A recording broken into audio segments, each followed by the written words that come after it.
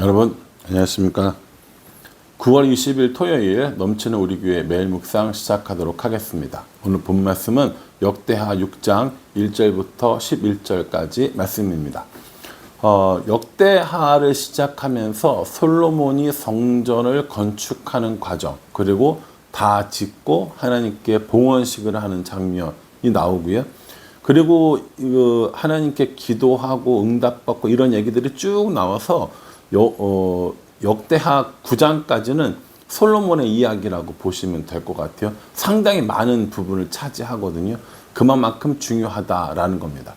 오늘 본문은 성전을 다 짓고 어제 본문에 언약궤를 이제 안취하고 그 사람들과 함께 찬양하고 하나님의 임재가 가득하고 이런 예식, 우리가 편한 대로 하자면 봉헌식 혹은 헌당식 이런 예식 중에 나오는 그런 거거든요. 여기서 이제 솔로몬이 한마디 하는 거예요. 그러니까 우리로 치자면 축사, 격려사 이 정도 좀 되겠죠. 이렇게 쭉 이야기하면서 이 솔로몬의 성전이 어떤 의미를 가지고 있는지, 왜 솔로몬 자신이 이렇게 기뻐하고 있는지를 우리에게 설명해 주고 있습니다. 2절에 내가 주를 위하여 거하실 성전을 건축하였사오니 주께서 영원히 계실 처소로소이다 하고 이렇게 얘기합니다. 여호와께서 깜깜한 데 계시겠다고 했다라는 표현은 뭐냐면 하나님께서 보이지 않겠다 혹은 보이는 곳에 있는 것이 아니다, 어두움 가운데 있다, 이런 의미를 가지고 있단 말이에요. 그런데 솔로몬이 뭘 이제 지었어요? 성전을 지었어요. 그 성전을 지었으니까 거기가 뭐라는 거예요? 하나님의 처소라는 겁니다. 그래서 생각해 보면 솔로몬의 생각이 좀 이래도 되나? 이런 생각이 들어요. 왜냐하면 하나님께서는 성전에만 계시는 분은 아니잖아요. 모든 것에 다 주인이시고 어디에든지 계실 수 있는 분이기 때문에 하나님의 성전이 하나님의 처소다라고 하는 건 하나님 입장에서 보면은 그게 뭐야? 이렇게 할 수도 있지만 이 다윗이 성전을 하나님의 처소라고 부르는 이유는 뭐냐면 하나님께서 그곳에 계시고 우리도 함께 그곳에 있겠다라고 하는 표현인 거지, 하나님을 그 성전에만 가둬두겠다, 거기서만 모시겠다 이런 의미라고 볼 수는 없습니다. 성전에 하나님이 계셔서 우리도 그 성전에 함께 하겠다라는 의미로 이야기한 거라는 것이죠. 그러니까 이 단순히 자신의 이런 권위를 표현하기 위해서 성전을 건축한 게 아니라 이 성전은 하나님을 위해서 건축한 것이다 라고 이야기하는 거죠. 이 고대의 여러 가지 문헌들을 살펴보면 다른 나라들도 이 신전을 짓는 일들이 많아요. 애굽도 마찬가지고 이집트도 마찬가지고 메소포타미아 지역도 마찬가지고 많은 신전을 짓는데 그 신전은 어느 때 주로 지어지냐면 평화로울 때 지어집니다. 국력이 아주 셀 때 지어지는 거죠. 그러니까 우리가 뭐랄까요, 이 나라가 안정이 되고 좀 부요해지고 이렇게 해서 성전을 지을 만한 충분한 여력이 있을 때 짓는다는 거예요. 근데 이 솔로몬은 그게 아니라는 거예요. 우리가 지금 풍요로워서 여유로워서 하나님에서 관심을 가지고 그래서 지은 것이 아니라 하나님이 우리와 함께 거하시기를 간절히 바라는 마음으로 여호와의 성전을 지었다라는 것을 고백하는 겁니다. 이 여호와의 성전을 지으면서 이 솔로몬이 하나님의 이름을 송축하며 찬양하는데 4절이요. 왕이 이르되 이스라엘 하나님 여호와를 송축할지로다. 여호와께서 그의 입으로 내 아버지 다윗에게 말씀하신 것을 이제 그의 손으로 이루셨도다. 이르시기를, 이렇게 얘기합니다. 여호와께서 말씀하신 것, 누구에게? 아버지 다윗에게 말씀하신 걸 누가 이뤘어요? 하나님께서 이루셨다라는 거예요. 그러니까 이 솔로몬의 성전을 솔로몬이 지었다고 해서 솔로몬에 의해서 지어진 것이 아니라 하나님께서 지어주신 거예요. 하나님께서 짓게 해주신 거예요. 왜요? 다윗과 이미 약속했기 때문인 겁니다. 다윗이 하나님 앞에 하나님 저 성전을 짓고 싶어요 라고 이야기했을 때 그래 너 정도면 내 성전을 지을 만하지 네가 지어라 라고 하지 않으셨어요. 뭐라고 하셨냐면은 6절에 보면 아니요, 6절 아니고요. 9절에 보면 그러나 너는 그 성전을 건축하지 못할 것이요 내 허리에서 나올 내 아들 그가 내 이름을 위하여 성전을 건축하리라 하시더니 이렇게 얘기합니다. 하나님께서 분명히 다윗을 사랑하셨어요. 그리고 그 다윗에게 이스라엘을 다스릴 수 있는 권한도 주셨어요. 다윗만큼 하나님 앞에서 신실한 사람은 없었다라는 거예요. 그런데 성전은 짓지 말도록 그렇게 말씀하셨고, 허리에서 나올 내 아들이 내 이름을 위하여 성전을 건축할 거다라고 얘기했다는 거예요. 그게 누구라는 거예요? 그게 솔로몬 자신이라는 거죠. 솔로몬 자신이 이 성전을 건축한 건 다윗의 뜻도 아니고 솔로몬의 능력도 아니고 하나님께서 이미 그렇게 하기로 약속하셨기 때문이다라는 것이죠. 우리가 앞에서 살펴봤던 것처럼 다윗의 언약이라는 게 있었어요. 그 다윗의 언약은 뭡니까? 다윗으로부터 시작된 그 왕조가 영원히 끊어지지 아니하리라고 하신 그 약속이었단 말이에요. 근데 다윗에게 그 약속을 해주신 하나님께서 뭐라고 얘기했냐면, 다윗, 너가 내 성전을 짓는 것이 아니라 너의 아들이 짓게 될 거야 라고 말씀해 주셨어요. 그리고 하나님께서 그 말씀하신 것처럼 다윗의 아들 솔로몬이 그 성전을 건축했어요. 하나님이 이렇게 신실하신 분이라는 거예요. 그럼 뭐예요? 다윗에게 앞에 해주신 영원한 언약도 영원히 이 왕조가 이어지라고 하니 다윗 언약도 지키신다는 거예요? 안 지키신다는 거예요? 지키신다는 거죠. 솔로몬이 진짜 하고 싶은 얘기는 그건 거예요. 다윗이 충분히 지을 수 있을 만한 성전을 아들이 지을 것이다.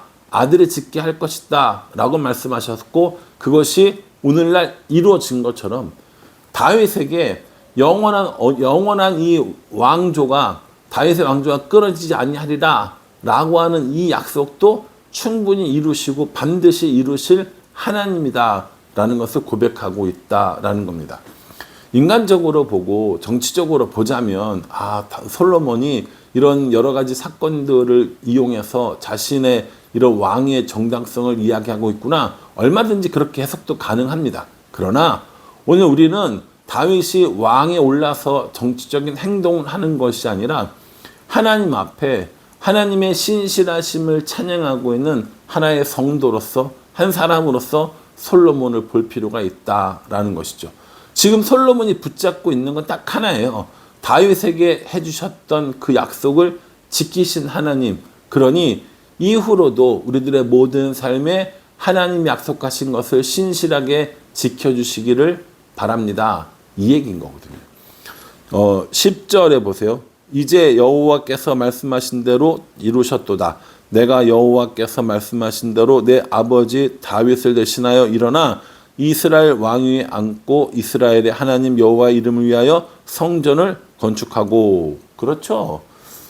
이 이야기인 거잖아요.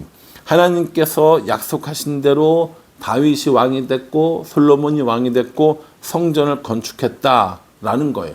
그래서 뭐합니까? 하나님의 이름을 찬양한다라고 얘기하는 거예요. 뿐만 아닙니다. 11절에 보면 내가 또 그곳에 여호와께서 이스라엘 자손과 더불어 세우신 언약을 넣은 궤를 두었노라 하니라. 이렇게 얘기해요. 모두 갖다 놨다는 거예요. 언약궤도 갖다 놨다라는 겁니다. 그러니까 우리는 맨날 그냥 솔로몬 성전이고 솔로몬이 지혜 있는 왕이고 이렇게만 생각을 했지만, 솔로몬의 성전이 지어진 것은 하나님께서 약속하신 것을 이루신 것이고요. 다윗이 많이 재료를 모아서 솔로몬이 지혜로워서가 아니라 하나님께서 이 모든 것들을 다윗에게 약속하시고 솔로몬에게 약속하시고 그래서 이 성전을 친히 지으셨음을 고백하고 있는 겁니다. 한 걸음 더 나아가서 성전을 지을 뿐만 아니라 언약궤를 모셔다가 놓은 것은 모든 것이 다 하나님이 하셨다라고 하는 고백이라는 것이죠. 여러분, 솔로몬은 얼마든지 내가 했어 이렇게 이야기할 수 있는 위치에 있는 사람이었습니다. 솔로몬은 하나님의 지혜로 아주 똑똑한 지혜로운 사람이었고, 아버지 다윗이 많은 재료들을 준비해 놔서 넉넉하게 이 성전을 지을 수 있었던 사람이에요. 그러니까 여러 가지 재료들, 많은 재료들, 그리고 여러 가지 기술자들을 함께 이 성전을 지어놓고 내가 하나님의 성전을 지었다라고 얼마든지 이야기할 수 있는 사람이라는 거죠. 그런데 그렇게 하지 않았습니다. 솔로몬은 철저하게 이 모든 것이 하나님께서 다윗에게 약속해 주셨고 솔로몬 자신에게 약속해 주신 것이 이루어졌다라는 것을 고백했고, 이렇게 성전이 지어진 것은 자신이 한 것이 아니라 하나님이 하신 것이고, 또 언약궤를 옮기는 이 놀라운 일도 자신이 한 것이 아니라 하나님이 하신 것이라고 고백한 내용이라는 것이죠. 솔로몬은 하나님이 하셨습니다. 하나님이 하셨습니다. 하나님이 하셨습니다. 내내 이 이야기를 하고 있습니다. 여러분, 우리는 어떠세요? 우리는 어떤 마음을 가지고 세상을 살아가고 또 하나님을 섬기고 있습니까?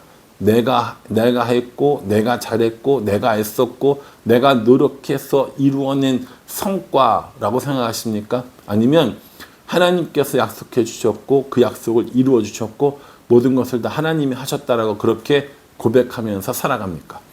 말은 하나님께서 다 해주셨어요. 하나님께서 이루어 주셨어요. 하나님이 다 주셨어요. 라고 할 수 있지만 실제 우리들의 삶 가운데서 그래? 그렇다면 내가 너에게 줬으니 너 나에게 줘봐 라고 하는 것들에 대해서 우리가 얼마든지 언제든지 네 하나님 이것이 제 것이 아니고 하나님의 것이니까 얼마든지 드리겠습니다 라는 것을 이야기할 수 있냐고요.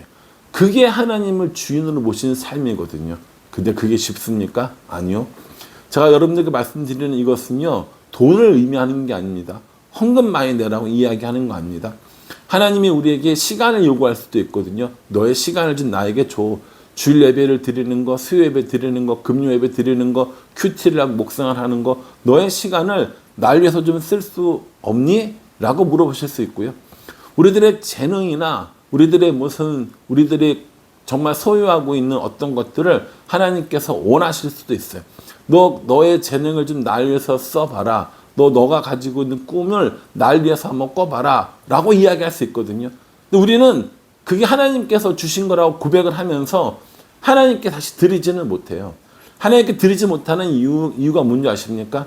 하나님의 것이라고 고백하는 그 고백이 잘못된 고백입니다. 말로는 하나님이 하셨어요. 하나님이 주셨어요. 하지만 실제로는 내가 했고 내가 노력했고 내가 애썼고 그러니까 이거는 내 거라는 마음이 자리 잡고 있기 때문인지도 모른다라는 겁니다. 저도 이 말씀 묵상하면서 내가 이룩한 모든 것들, 내가 가지고 있는 모든 것들, 내가 소유하고 있는 여러 가지 것들을 내 것이라고 주장하면서 살아가는 것은 아닌가라는 생각을 해봅니다. 내 것이 아니라 하나님의 것이고 하나님께서 주셨고 하나님께서 인도하셨음을 고백할 때 하나님이 원하실 때 얼마든지 드릴 수 있고 하나님이 요구하실 때 기쁨으로 드릴 수 있고 하나님께서 필요하다 하시면 아멘으로 내가 행할 수 있는 그런 사람이 되었으면 좋겠다라는 생각을 해봅니다. 저 역시 말로만 하나님이 주셨어요. 하나님이 이루셨어요. 하나님의 은혜입니다. 라고 말만 하고 있는 것은 아닌지 스스로를 돌아보면서 오늘 솔로몬처럼 다윗의 언약을 지키신 하나님, 성전을 짓게 하시고 언약궤를 안치하게 하신 하나님, 모든 것이 하나님께서 하셨습니다. 라고 고백하는 이 고백처럼 저도 여러분들도 모든 것이 하나님의 은혜입니다. 모든 것을 다 하나님이 해주셨습니다. 모든 것이 다 하나님의 것입니다. 라고 진심으로 영혼 깊은 곳에서 고백할 수 있는 우리 모두가 되기를 주님의 이름으로 축복합니다. 기도하겠습니다. 하나님, 멋진 성전이었지만 솔로몬은 자신이 지은 것이 아니라 하나님의 은혜로 지어지신 것을 고백합니다. 신실하신 하나님께서 약속한 것을 이루셨음을 또한 고백합니다. 우리도 솔로몬처럼 모든 것이 하나님의 은혜고 모든 것이 하나님께서 하셨으며 또한 모든 것이 하나님의 것임을 고백하며 살아갈 수 있도록 도와주시옵소서. 내 것이라고 우기지 않고 내 소유라고 고집 부리지 않도록 하나님 우리 마음을 지켜 보호하여 주시옵소서. 예수님의 이름으로 기도합니다. 아멘.